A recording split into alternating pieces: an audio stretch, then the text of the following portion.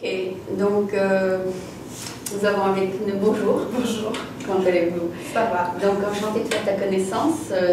Enfin, je t'ai déjà vu sur Internet. Et donc tu t'appelles Simone. Je m'appelle Simone. Tu t'appelles pas Madame Buffet. Je ne m'appelle pas Madame Buffet. D'accord. Et j'ai joué Madame Buffet. tu as joué Madame Buffet. Combien de fois tu l'as joué? Je ne me rappelle plus. Mais c'était à Berkeley, c'est ça? c'était à Berkeley avec Actress Ensemble à Oak Theatre, Live Oak Theatre. Yeah. C'était en décembre et je crois qu'on a dû le jouer 5 fois ou 6 fois, quelque chose comme ça. Bien. C'est beaucoup de travail pour jouer une pièce. Toujours. D'accord. Non, mais parce que des fois, ma fille préparait pendant 6 mois et après jouait, comme tu dis, 6 fois. Alors je disais, si tu vas préparer 6 mois, au moins joue pendant 6 mois. Parce qu'il y a beaucoup de travail et que pour 6 fois, ça ne suffit pas. Je crois que c'était même moins que 6 fois. Ah, d'accord. Heureusement que ça a été filmé. Ça a été filmé, oui. Et ton nom de famille, c'est Bloch, B-L-E-C-H. C'est vrai? Oui. C'est américain, ça, non? Non, c'est français. Justement, j'en parlais tout à l'heure. C'est vrai. À Sydney, je disais... donc, moi, je m'appelle Simone Bloch. Oui. Donc, c'est un nom juif ashkénaze. Ok. Donc, tu es d'Afrique du Nord? Non, ashkénaze, ça veut dire de l'Europe de l'Est. Ah, de l'Europe. Séfarade, ça veut dire... Ah, séfarade. Moi, je ne suis pas du tout. Moi, je suis franco-américaine. Je suis melting pot. Tu es arrivée à quel âge aux États-Unis? C'est plutôt, je suis arrivée à quel âge en France? Je suis née aux États-Unis. Ah, tu es née ici? C'est pour ça que je suis américaine. Ma mère est américaine, mais c'est pas pour ça que je suis américaine. Et je suis arrivée en France, j'avais 2 mois et demi. Ah, d'accord. Donc, j'ai passé toute ma vie en France. Je suis française, j'ai été élevée en France, depuis le culture française. Et tu es revenue pour une raison? Je suis revenue à cause de la danse. Ah, d'accord. Je n'avais aucune intention de vivre aux États-Unis. Ça ne m'intéressait absolument pas. Je me disais, le monde est grand. J'ai envie d'explorer beaucoup plus, mais en fait, à travers la danse, j'ai découvert tout un pan de la vie américaine. Donc là, je me suis dit, mais attention, là, il doit y avoir quand même quelque chose d'intéressant aux États-Unis parce que la danse américaine, la danse contemporaine américaine est vraiment, vraiment intéressante. Donc il y a autre chose que ce comment dirais-je, cet amalgame de junk food et de... Il y a aussi la danse. Il y a aussi un autre esprit, et la danse en est... Donc tu as étudié la danse à Berkeley? Non, c'est un peu compliqué. En fait, j'ai passé ma vie entre l'enseignement et le spectacle. D'accord. Et au bout d'un moment, je sentais que... Tu as enseigné quoi, l'anglais? Non, j'ai pas appris l'anglais. J'ai enseigné l'allemand. Ah, l'allemand. L'allemand et le français. Donc, tu avais tes 2 premières langues étaient allemand-français? Non, ma première langue c'est le français. Ma mère était américaine, donc... de temps en temps, elle te parlait en anglais? De temps en temps, mais à l'époque, on avait peur de confondre, enfin, pas ça confondre, ça c'est un anglicisme. On avait peur d'induire en erreur les enfants. Donc, mes parents parlaient anglais entre eux. Oui. Quand ils ne voulaient pas qu'on comprenne. Voilà, c'est ça. Mes frères, qui étaient beaucoup plus âgés que moi, ont appris l'anglais à l'école avec un bon accent français. Bon, ils étaient aux États-Unis quand je suis née. Et toi? Et moi, j'ai appris... J'écoutais. Moi, j'écoutais, mais bon, j'ai appris l'allemand et le russe. À l'école? À l'école, Parce que tu étais en Suisse? Non, parce que j'étais en France et que j'avais la possibilité d'apprendre l'allemand et j'avais la possibilité d'apprendre le russe. Et on s'est toujours... choisi l'allemand? Moi, j'ai fait les deux. On s'est toujours dit que... avec ma mère, avec ma famille aux États-Unis, j'aurais toujours la possibilité d'apprendre l'anglais, ce que bien entendu je n'ai pas fait. Ah d'accord, tu es arrivée ici, tu connaissais pas autant. Je connaissais pas beaucoup, enfin je savais... Et comment tu as appris l'anglais ici? Bon ben, j'avais quand même des notions, j'étais pas complètement... D'accord, donc tu as appris l'anglais tout en parlant à des gens? Oui, puis comme j'étais prof... Ah oui, tu entendais les étudiants parler? J'ai demandé à des collègues de me donner des bouquins de grammaire et d'exercices. Et tu as appris? J'ai fait pour la grammaire, mais sinon, bon, je savais un peu... Et puis tu regardais la télé de temps en temps? Non, pas à l'époque. J'avais pas la télé, je faisais pas ça. Le journal?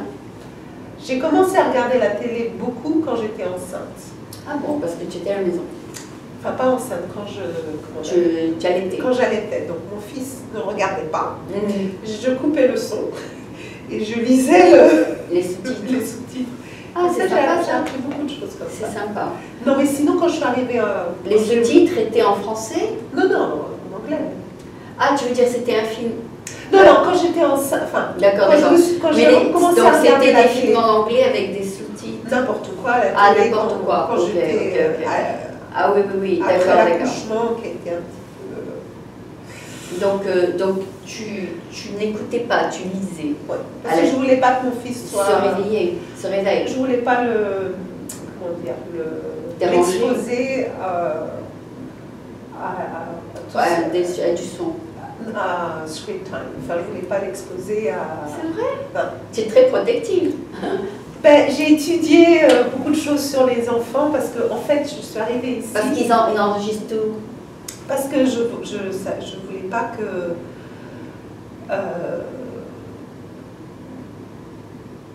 je ne voulais pas avoir d'écran, enfin que mon fils soit exposé. Trop exposé à des scripts. Pas du tout. À des scripts. Pas du tout. Avant 2 ans, je voulais absolument aucun script. Aucune vidéo, aucun film. D'accord. J'avais jamais pensé à ça, c'est la première fois que j'entends ça. Parce qu'en fait, j'ai étudié par la danse, j'ai découvert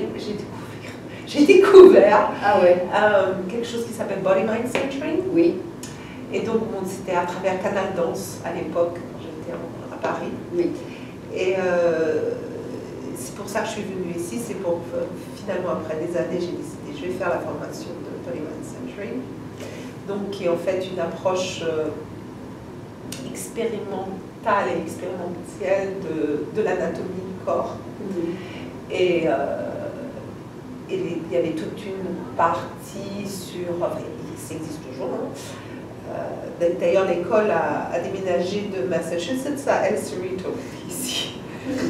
Et donc, j'ai étudié beaucoup le développement du corps et des enfants. Oui. Et c'est pour ça que Tu connaissais un petit peu, tu avais des notions. C'est pour ça que je savais très bien ce que je voulais et ce que je ne voulais pas. Après, une fois que l'enfant est grandi, c'est une autre histoire. Ah oui, à 3 ans, c'est déjà formé. Mais jusqu'à 2 ans, j'étais très claire que je ne voulais absolument pas que mon fils soit exposé. Maintenant, c'est la galère pour qu'il arrête de regarder la télé. Il aime la télé? Oui, mais ça, c'est une autre histoire. D'accord. Mais je voulais que la base soit bonne. Ouais. D'accord. D'accord. Voilà. Ouais. Je suis partie dans tous les sens. Mais toi, quand tu étais petite, de 0 à 2 ans, tu avais la télé allumée? Non. Il n'y avait pas de télé? Non, mais j'ai 51 ans, donc... Il n'y avait pas de télé à la maison? Il y avait la télé. On était une des rares familles qui avait la télé, puisque mes parents avaient vécu aux États-Unis, donc on avait un frigo, on avait une télé, ce qui était rare à l'époque. D'accord. Mais on avait un frigidaire. Il n'y a pas tout le monde là, elle avait. Non. Pas tout le monde. Oui. À la campagne, on ne l'avait pas. D'accord. À la campagne, c'était 20 ans plus tard. Oui. C'était le garde-manger. Voilà, c'est ça. Ou bien le glacier, la glacière. Voilà. Nous, on avait le garde-manger et puis on n'avait pas de télé. À la campagne, on n'a jamais eu de la télé. Enfin, on l'a eu, mes parents, un peu plus longtemps. D'accord, donc qui t'a exposé donc, à vouloir faire de l'acting? C'est d'aller au cinéma? Non, c'est par la danse. Moi, j'ai commencé la danse quand j'étais toute petite. Et puis quand je suis arrivée aux États-Unis? Non, toute petite. Non, j'avais 2 mois et demi quand je suis arrivée en France. Ok. J'ai passé ma vie en France. Ok. J'ai passé ma vie en France. Non, j'avais 5 ans, je crois, quand j'ai commencé la danse classique. D'accord. Et puis... quand je suis arrivée on dit collège en français. À l'université? Non, collège. Ah, collège. Donc, middle school. Ah, d'accord. Donc, collège français, tu veux dire. Voilà, c'est ça. Donc, après l'école élémentaire. Préparatoire, Préparatoire, ça, c'est les classes prépa. L'école élémentaire. Ok.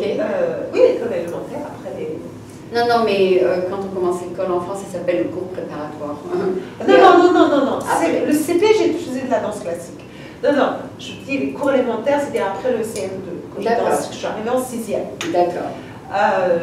Il y avait, donc j'étais au lycée Hoche, ça s'appelait lycée Hoche à Versailles. Presque le nom de ton nom de famille, Hoche. Hoche, c'est pas du tout pareil. Hein. Ah ouais. H-O-C-H-E. Bloc, c'est B-L-O-C-H. Hoche, je ne me rappelle plus d'où il venait. Mais bloc, c'est. Je suis fâchée. Il y a un CH dans les deux, c'est ça? Oui. D'accord. Lycée Hoche, donc à Versailles. D'ailleurs, j'étais dans la même classe que Michel Gondry. Ah oui. C'est bien, vous avez gardé le contact? On s'est croisés par hasard complètement.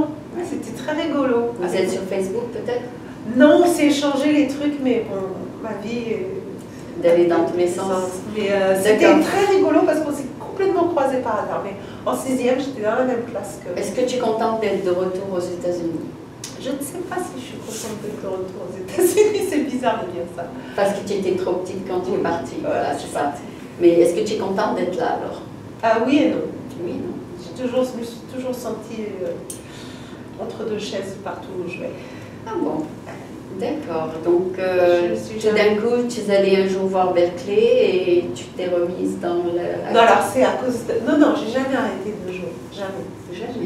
Donc quand je suis arrivée en middle school, il y avait... donc moi je faisais des spectacles puisque j'étais dans la danse. Et puis j'ai appris qu'il y avait un cours de théâtre, quoi, en fait, qui était organisé par un élève,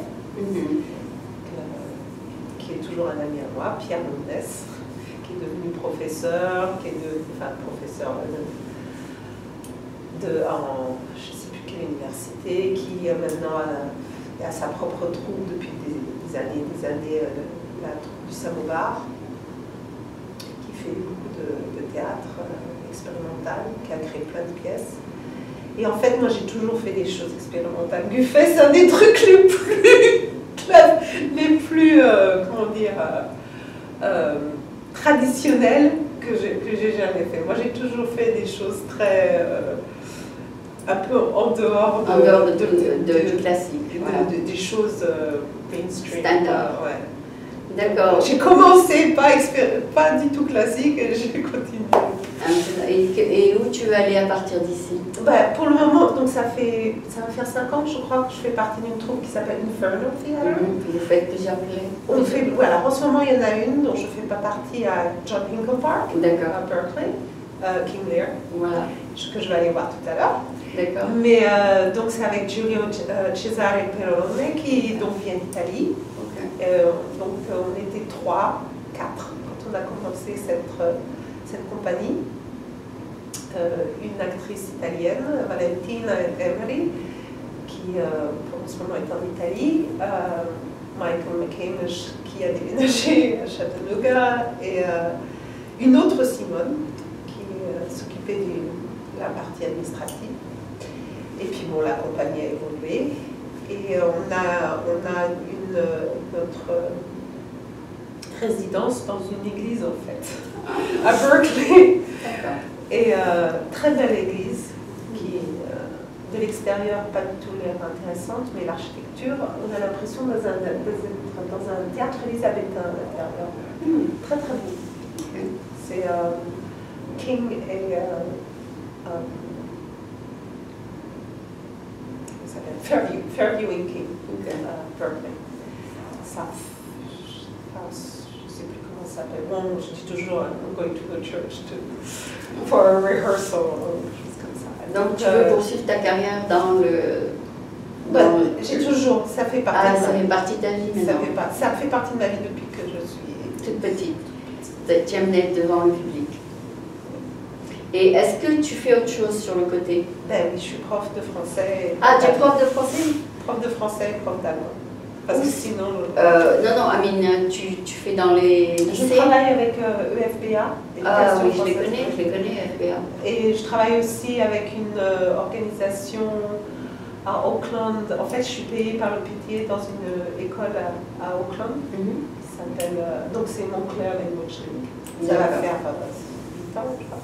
Et je travaille aussi dans une école allemande.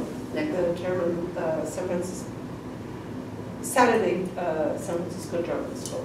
Oh, nice. Donc, tu pratiques tes langues tout le temps. Ben, je ne veux pas oublier l'allemand parce que j'ai oublié le russe, donc je ne voudrais pas oublier l'allemand. C'est une bonne manière de ne pas oublier. Voilà, de l'enseigner. Parce que d'enseigner, c'est aussi apprendre tout le temps. C'est vrai. D'accord, donc voilà, donc tu as trouvé la solution. Ben non, j'ai pas vraiment trouvé la solution parce que je suis partie à cause de ça et je me retrouve dans une situation pire entre de nouveau l'enseignement et le spectacle, plus une famille. Ah oui, tu dois t'occuper de ton fils, oui. Et bon, ses frères et sœurs sont plus âgés maintenant, mais bon. j'étais une belle-mère pendant... Enfin, je suis toujours. Ah d'accord.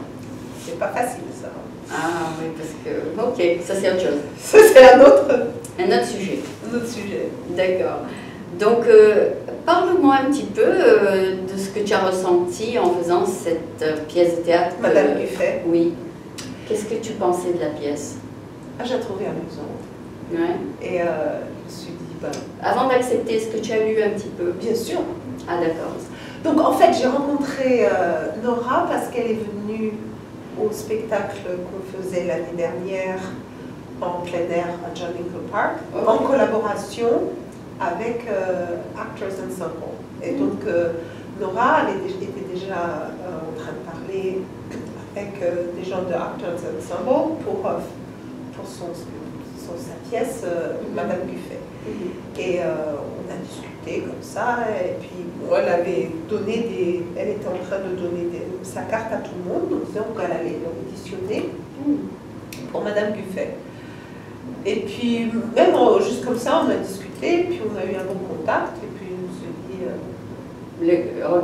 Laisse-moi voir ce que tu fais. Voilà, je vais le faire, quoi.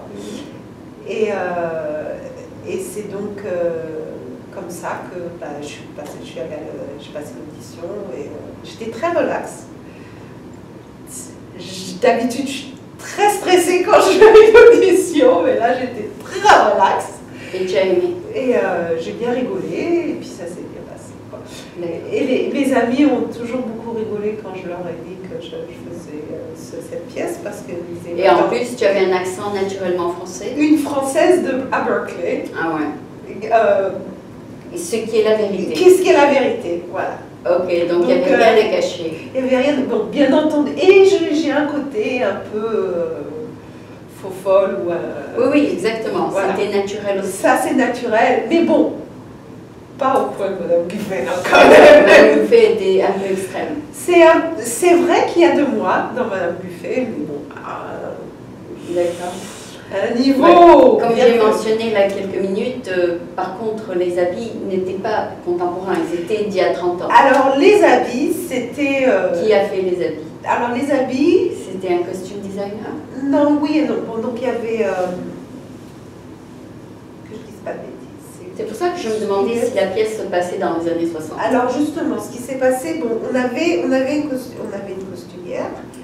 Et en même temps, on n'avait pas beaucoup de sous, si on pouvait arriver avec notre matériel. Ah, vous avez acheté second hand, c'est ça? Second hand ou alors des choses qu'on a déjà. Moi, j'ai acheté plein de choses second hand. Toi-même? Ah, d'accord. Je fais souvent ça. Et tu as trouvé ce qui te plaisait? Bah, qui m'aille aussi, parce que oui. je n'ai pas un corps de mannequin. Et aussi, Nora aussi avait plein d'idées.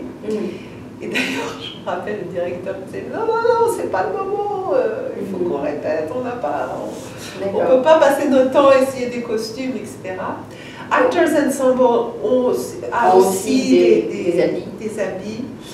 Mais pour ce qui était de mes habits, il y a beaucoup de choses. Tu devais être d'accord avec, non? Non, ça, j'ai rien à dire. Enfin, c'est eux qui disent ça va pas. Je sais que j'avais une robe rouge qui était bien mieux que celle-là que j'ai trouvée, qui était plus, un peu, comment dire, à l'aise, qui était plus à l'aise, oui. Tu te flattais mieux, enfin qui me flattait un peu plus. Tu te sentais bien dedans. Mais alors, ça prenait trop de temps pour l'enlever et la mettre. Parce que tu devais te changer tout le temps. Comme ça. D'accord. C'était tac, tac, tac, tac, tac, tac. D'accord. Mais Donc pour ça, c'était... Oui, je me demandais comment tu pouvais te changer si c'est passé si vite. Ah ouais, c'était...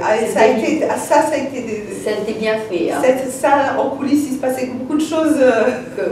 Rapidement. Très rapidement, j'ai un changement qui était très rapide pour moi. Ouais. Bon, on avait plein de choses, on avait des couches comme ça, on retire un truc, on a en dessous. Mais ça, c'était quelque chose qu'il fallait que j'enlève. Super rapide. Et j'avais 2 personnes qui m'aidaient, comme dans des spectacles de danse, quoi. Parce que sinon, impossible. Il fallait que ce soit...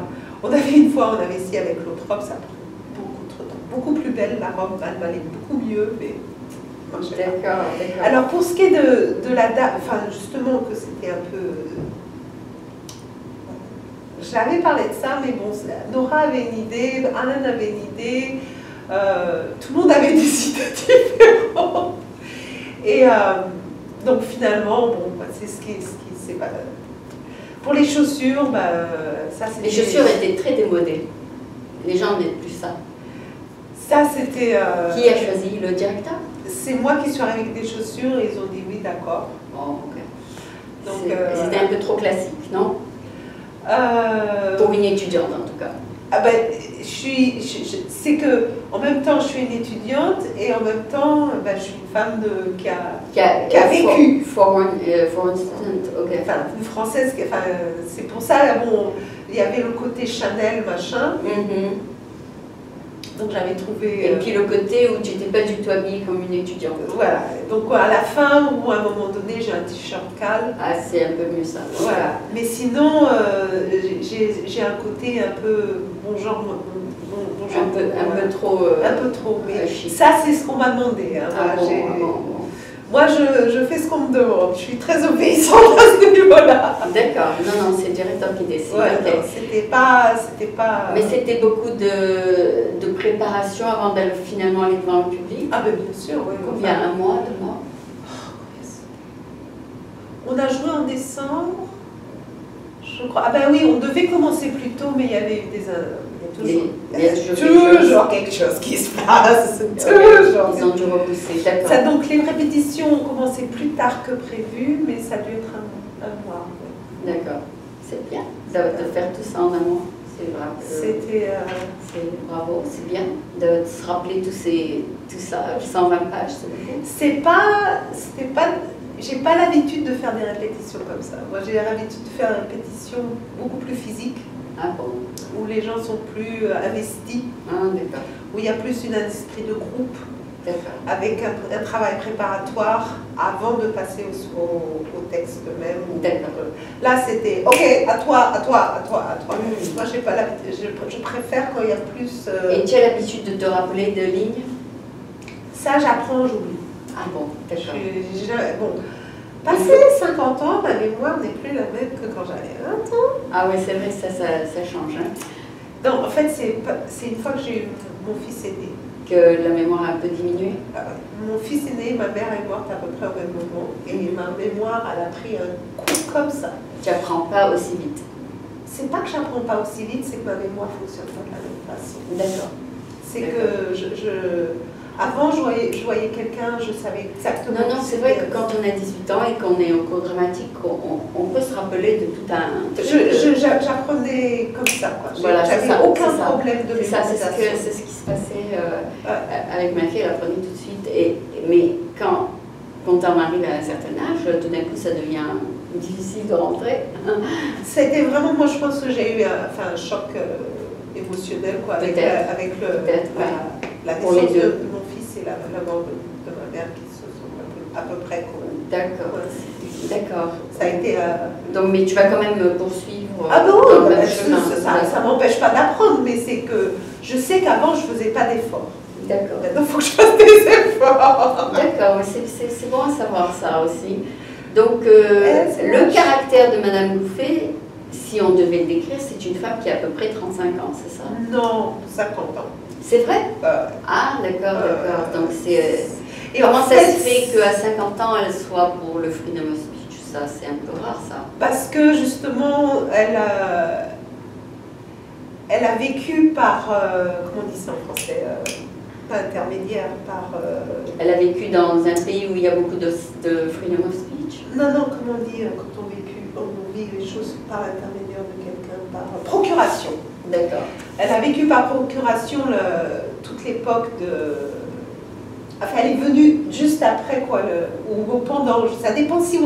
Madame Guffey, elle peut avoir de 40 jusqu'à 60 ans, quoi. Il y a ça dépend comment on la voit, mais elle est... Enfin, quand on lit le script, on voit que c'est quelqu'un qui a vécu sans vivre 68, quoi. En fait, c'est un peu moi. Comme mes frères étaient beaucoup plus âgés, eux, ils ont vécu, et moi, comment dire, j'ai vécu les comment dire, péripéties? Non. Je l'ai vécu par le petit bout de la lorgnette, quoi. En tant que petite fille, alors que bon, Madame Guffey, elle a vécu en France sans vraiment le vivre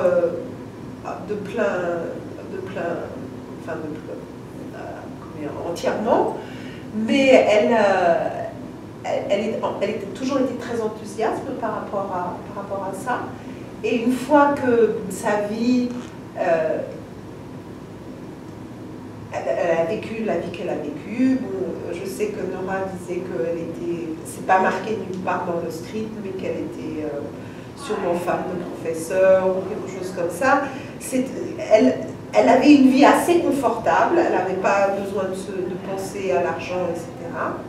Donc, une fois qu'elle est devenue veuve, elle a pu faire ce qu'elle voulait faire, réaliser un de ses rêves de jeunesse. De faire ça. Voilà, donc elle est venue à Berkeley pour vivre l'histoire.